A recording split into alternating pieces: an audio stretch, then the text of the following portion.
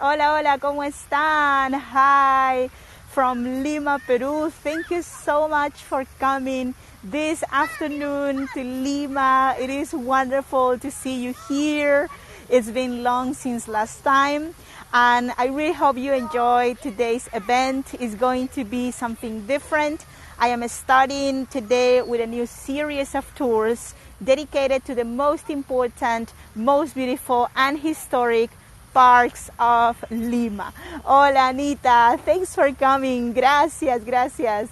By the way, my name is Vanessa Vasquez. I am your local Lima guide, and it is such a pleasure to have you. I would love to know if there is someone new here to my tours in Lima, or maybe new to Heygo. Please, if this is the case, let me know it. I would like to give you a proper welcome into the platform and into my channel. And by the way, I am an official tour guide from Lima, Peru. I was born and raised in the city of Lima, capital of this beautiful country, and I am dedicated to do historic tours of Lima. My tours are focused in history, archaeology, anthropology sometimes. I do tours of fairs, I do tours about food, so I do tours about graffiti, street art, so we can learn together lots of really fun things about my city, about Lima. I am also rediscovering the beauty of my city with these tours I am doing for you, for Heygo. So, well, it is always a pleasure to receive your comments and recommendations in terms of what you would like to see next time in my city. Actually, thanks to your different solicitors' requests, I've been able to create more and more events in Lima, not just the traditional historic tours. I've been able to do also tours that are completely off the beaten path. So, well, if you're ready to start this event today, I am of course ready to do that. Thank you so much for coming today, and please give me a thumbs up if you are ready to start. I would love to know if you are, ready. By the way, I am here with my daughter, Valeria. Say hi. So Valeria is my oldest daughter. I have 3 daughters, and she is today my bodyguard here in Lima. So thank you, Anita. Gracias, Elene. Oh, it's so good to see you again, Elene. Hi, Alison. Thanks for coming. So let's start. Let's go.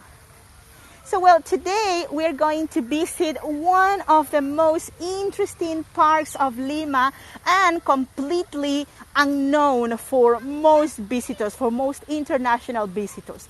The name of this park is Parque de la Exposición in Spanish, Exposition Park in English, and it is one of the most important parks of Lima. In fact, this is the first park created in Lima with the dimensions that it has. It is a huge park. So we're going to talk about the history of this lovely, lovely park. We're going to talk also about the important monuments we have here. And also, well, what is the importance for the city, in terms of a historic construction. So the Park of the Exposition was created in the year 1872, officially inaugurated in 1872, in a city that it is actually nowadays not known as a city of gardens, but back in the old days, Lima was known as the Garden City. Lima, my city, the capital of Peru, has had different nicknames, and one of them was the Garden City. Also, it was known as the Pearl of the Pacific. It was known as the 3 times crowned city because, well, we have a very interesting coat of arms with 3 crowns, which is related with the Magi King, the wise men, and the foundation month of the creation of Lima was January, connected also with this Christian, this Catholic celebration.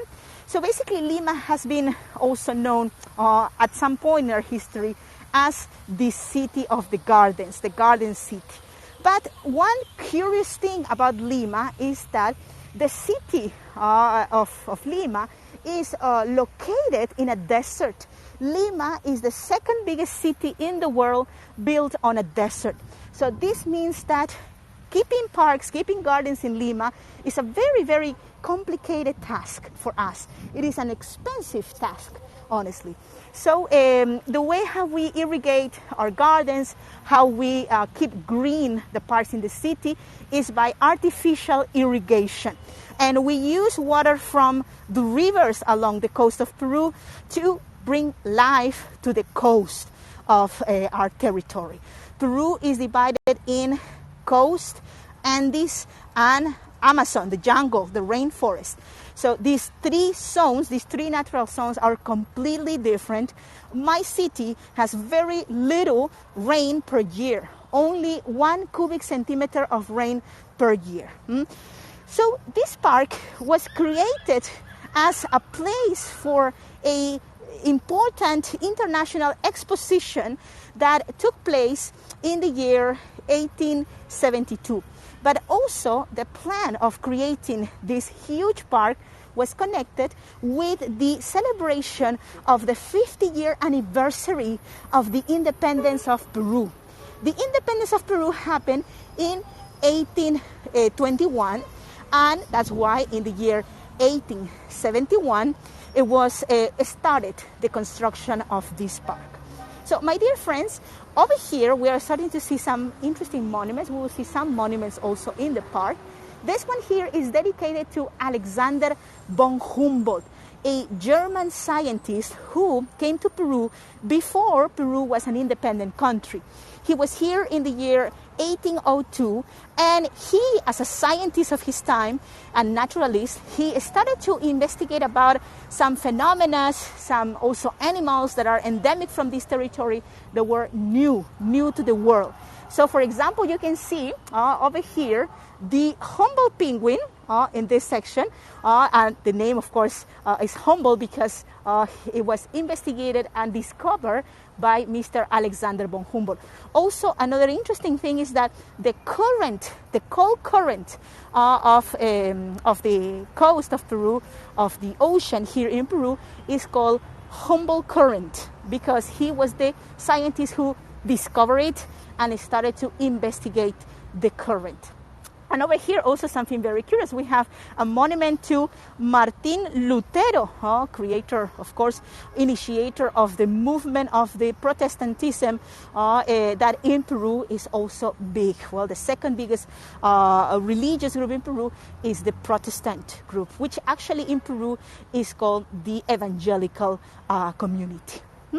So we will continue over here. Also, we have some really nice parks and ponds, and we're going to get to see also the best of the best. And we have also a fair of artisanal products, so please stay with me until the last part of this tour to see what's there.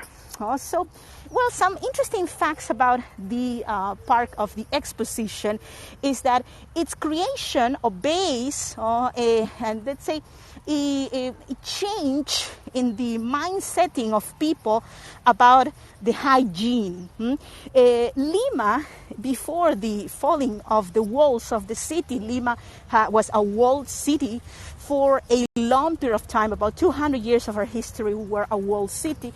So the city of Lima had a wall to protect us from the pirates, from the corsairs, right, from the attacks, from the external attacks. Also, that was the way how the cities, the medieval cities used to be. But then, at the time of the 19th century, every city in the world, every big city in the world needed more space, needed, that effect of, possibility of expansion, right? And Lima had a wall that was, in a way, a limited element, right? So this is why a president of those days, Mr. Jose Balta, decided in the year 1870 to destroy the wall of Lima, right? Lima was a very stinky city, was a smelly city with open sewers, with lots of horses, right? So you can imagine that it was not very pleasant to be in the city. The smells of Lima must have been terrible. We also had catacombs within the city, in the famous Church of the Franciscan Order. Nowadays, the church is and the monastery are museums, and you can visit actually those museums when you come to Lima. The most famous part of that museum is the catacombs of St. Francis. So Lima was, let's say, it had a very bad combination of elements, right? So that's why the city was not very clean. So new currents, new scientific currents started emerge in the world in the mid-19th century, around the 1850s. And this is also because of the discovering of the benefits of, for example, living in a clean place, to improve your health, right? Also, the creation of the first beach resorts. We have also in Lima the famous Barranco Beach Resort, which also I do tours to there. If you want, tomorrow I'm going to be doing also a series of tours there, so please join to my upcoming tours. So, well, the people of Lima were looking for health. They were trying to impose health. But initially, the intention of the people was escaping from Lima, going outside Lima. Now, well, President Balta decided to destroy the walls of the city, erase them, and expand Lima. In this moment, we are in a zone, actually the park is in a zone that is considered the heart of the city of Lima. We are just 10 blocks away, let's say the main square section, or a little bit more, just 15 blocks away, the main square of Lima. But in the colonial times, we were outside Lima, right? Actually, until 1871, this section was outside the city. So you can imagine that this part was very green and sort of like pristine, because people here were not living, actually. These were agricultural fields. So I think we have some nice pictures over here. If you have a question, just let me know, please, in the comment section. Your questions are all welcome. And, well, I'm sure there might be things that will be surprising for you all. Also, is the connection okay? Can you hear me well? Let me know if you are having a good internet as a reception. Oh, Alison, muchas gracias. Thank you so much. Gracias, Alison. So, well, we keep walking over here, and this is the most modern part of the park. We're going in a moment back to the history, but this section is one of the, let's say, gracias, Elizabeth, thank you, one of the, let's say, newest portions of the park. This is the amphitheater. It has been remodeled recently before the pandemic, but now we are going back to the events, the public live events, activities such as concerts, for example, rehearsals, let's say classic music, etc. So this is the amphitheater of the Exposition Park, which is now again back to being used. And also over here, an interesting construction, which will be surprising to you because possibly you will find it like similar to some European houses, but this is completely like taken out of context. Like being here, it's not right, it's natural element. So this house you see here is part of a current, artistic current, architectural current in Lima that started around the early 30s and continued until the late 40s. This place is the school of, let's say, the art school, also Arte Dramático. This is for acting school, basically, and it has a theater inside. So if someone wants to be an actor, for example, can also study here. Right, so this is a lovely construction which was made by a famous Polish architect, Ricardo Jaksa Malakowski, one of the most famous Polish architects we had in Peru. And we had actually in the early 20th century a big immigration from Europe. And especially Poland. I always mention about Poland because my husband is part Polish, part Peruvian. So he's also fruit of the European immigration. Gracias, Elizabeth. Thank you, amiga. So here we have another important element of the park. The park has its highlights, and this one here is the famous Chinese fountain. So we're going to get closer for a better explanation. And yes, my dear, we have today a really nice weather, and to be honest, the days these days are not so like the climate is very strange. Like it should be a little bit warmer, but because of La Niña phenomena, we are having unusual gray days, overcast days. So today is really perfect for going out and doing a virtual tour. So now I can start seeing a little bit better the fountain. I hope you're having a good image of it. This is the Chinese fountain, or Fuente China. And the Fuente China is one of the most important presents we got from China during the time of the celebration of the 100 years anniversary of independence. So let me move a little bit backwards to give you a better picture of the fountain, and also to tell you the story of the fountain. So in the year 1821, we became independent from Spain, right? Spain dominated this territory for basically 300 years. We were a colony of Spain.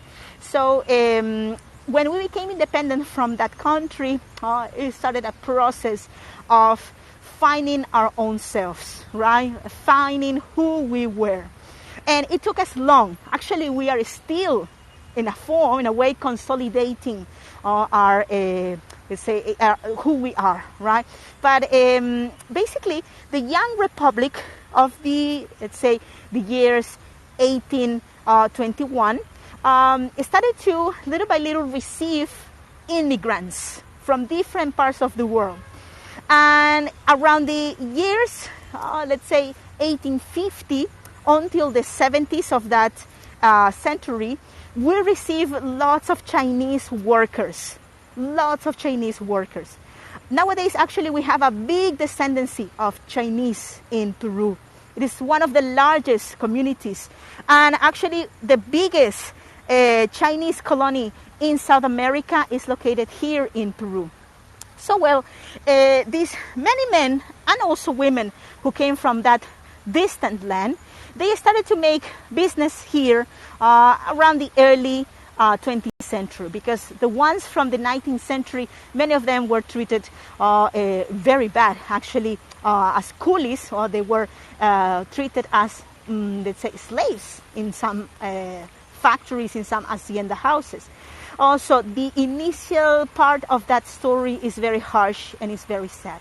But later on, they adopted this land, and we adopted their culture as well. That's why in Peru we eat, for example, chifa, which is the Peruvian Chinese food. And the community gave us this beautiful fountain, which is made in marble, was made actually in Italy.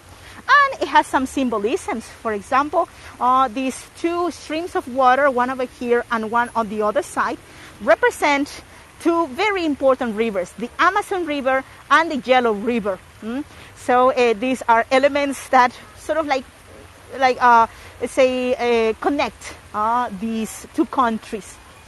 So we have here some inscriptions also in Chinese over here, which are related with the celebration of the 100 years independence of Peru, the centennial of the independence of Peru. And of course, nowadays this one is considered to be one of the most beautiful elements of the park. So now we're going to continue. Oh, thank you, Alison. Muchas gracias. And over here we have we have actually the fair. But before we go to the fair, let me show you, for example, this section here.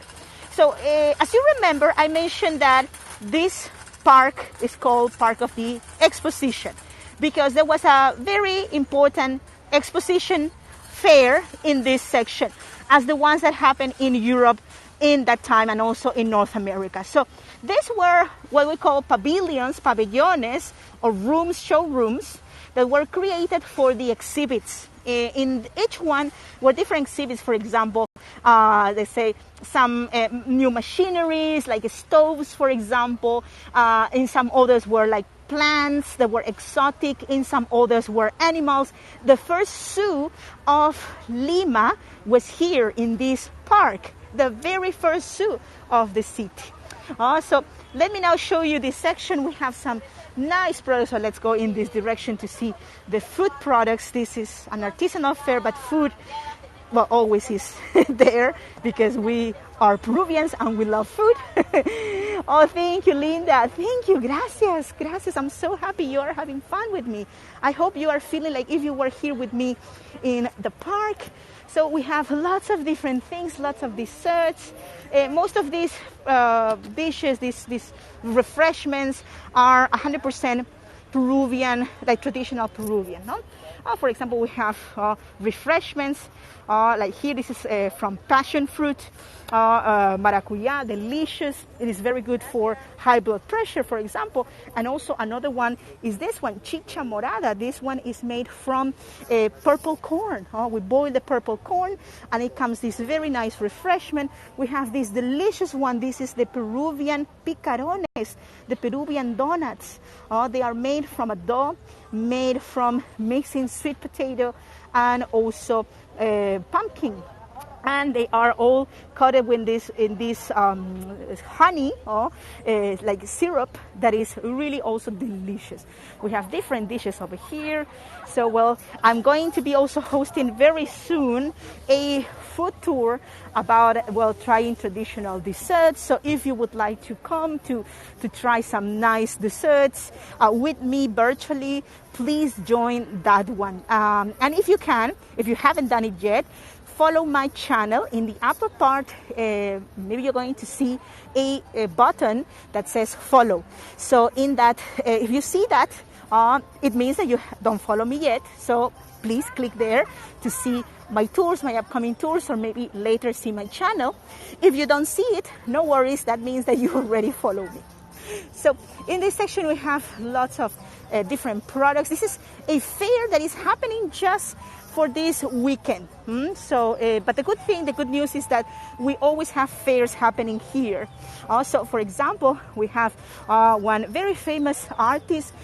He works very close to the beautiful Church of St. Francis in Lima, Mr. Samaname, and he is a famous Peruvian painter. His motifs are basically all about the historic center. He's been working for years outside the Church of the Franciscan, the Iglesia de San Francisco. There is where his studio is located. And you can see also lots of images from the old Lima and also the new Lima, right? The historic center. If you want to see these beautiful places, I'm going to be hosting a tour very soon about the historic center. It's called UNESCO's Colonial Treasures. So please join me. Muchas gracias, caballero. Gracias.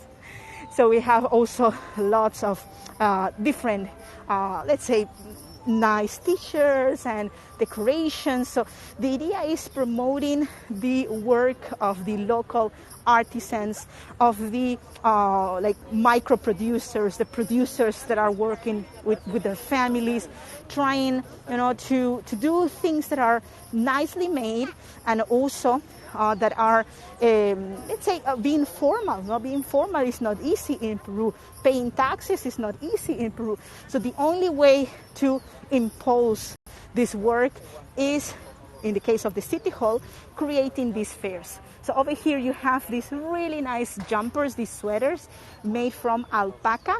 And here you can see the symbol Peru. This slogan, Peru, is inspired in the Nazca lines. This element circular that you see here, this ellipse that you see here, is inspired in the Nazca lines, lines that were created by the Nazca culture about 2,000 years ago. So the Ministry of Travel decided to use this element in the name of the country, Peru. And finally, we can see in this section some also people doing promoting these events in different let's say medias, like for example Facebook, Instagram, which is really fantastic. Most of the clientele will come a little bit later at night time, because at this time, well, it's Friday, people are still working. So after 6 p.m. is when we're going to have most people. Let's go in this other direction to see a bit more of the park. And in the last part of this walk, of this tour, I want to show you also a beautiful palace. So come with me, please. We have 5 minutes left. So let's keep also talking about the pavilions, these showrooms that we had in this park originally, because there used to be many. Unfortunately, well, the changes in the city, it's a creation of... Gracias, caballero, muchas gracias. Gracias, hasta luego. By the way, the artist here is sharing his card, Luis Samaramud, and if you want to follow him in internet, he's also in Instagram. I think you can also follow him, and also in Facebook, right? So wonderful, wonderful artist. So over here, I want to continue sharing with you some of the beauties of this park. So, well, this one here, for example, is called the Pavilion Bizantino. We have the Moorish pavilion, and we have the Byzantine pavilion, which are the ones that are still existing in the park as originally were created. No, there are other sections that are gone. Well, originally the park used to be so big. It had about 200,000 square meters. Nowadays, it keeps about 60% of its original size. So lots has been, destroyed because, look around. For example, we have lots of new buildings. Some are older, some are newer, right? So we are surrounded in this moment by modernity, right? But back in the days of the construction of the park, this zone was outside Lima. Remember, no? We were outside the city. Oh, thank you, Alison, for your support. You're helping Hego to continue doing these tours and also helping me a lot. Muchas gracias. This is the Moorish, I say pavilion, maybe showroom would be better, right? Showrooms. And here, let's continue. We have here the chance of going across the Byzantine showroom. And you can see the coat of arms of Peru in the upper part. We have also some really nice artisanal products over here. And, this is an artisanal fair, as you know, but food is included. Let's say artistic elements, more contemporary are also included. In this section, we can see some elements that are more traditional, like basket making, for example. This is a tradition that is very, very typical in the north part of the country. Also in the south coast is very typical. And it's sort of like being year by year loose, because there are not many people continuing with this tradition. And this is an association, Rurak Maki is an association of artisans who are in this moment doing their best to continue maintaining, keeping their art, the art they inherited from their ancestors, from their parents, right? And also making this sustainable, because living from this is complicated, right? So what they try to do is share culture, share their tradition, and because they are an association, of course, they try to go to all kinds of fairs possible. So this is what we call, let's say, the alpaca wool. Most of these elements you see here are made in most of the cases by hand, sometimes by machines. and lots of colors. In most of the cases, to make them affordable, the dyes used are modern, but if you go to the Andes, in communities in the Andes, people still use the original pigmentation from plants, for example, from herbs, right? But of course, that takes, of course, more time to be made, and definitely the prices can be increased. So this association uses the alternative option. Here we can see also some beautiful plates. This tradition also based more colonial influences, which are also still a tradition in different parts of the country, right? So these are hand painted one by one, and they are not too similar, right? So this is also tradition from Peru, especially from the south part of the country. And on the other side, we can see also some Amazonian influences over here, traditions from the Amazon of Peru. The jungle of Peru is also large. It is equivalent of the 60% of the territory of the country. Therefore, there are lots of traditions there that are also unknown even by most Peruvians. So in these fabrics, we can see explanation of their traditions, of the spirits of the jungle, for example, right? And well, they can be hanged as in walls, as you can see here, right? So really, really interesting. And of course, we have here silver work. Silver work is also something we're very famous of. Gold and silver, but silver basically is the material that we work more in jewelry. And we combine a lot silver with, for example, turquoise, or could be amethyst. Amethyst is the purple quartz. Also, these are elements that are very typical. And here, for example, the embroidery, you can see this fine work. These are very fine threads, that are twisted and the forms are made. Right? So, well, we are going to continue, and look at this beauty over here. Look at this, the sky here, well, the ceiling, so beautifully decorated. Remember that this part of the park, this showroom of the park, is original from the late 19th century. And finally, we're coming to the end of this event with the so-called Palace of the Exposition. The Palace of the Exposition was the section of the park that was completely dedicated to the exhibit, to exhibit most of the machineries, most of the elements that needed to be under a roof, of course, during this exposition. This park was created to fill with pride the Peruvians during that time, during this 50-year anniversary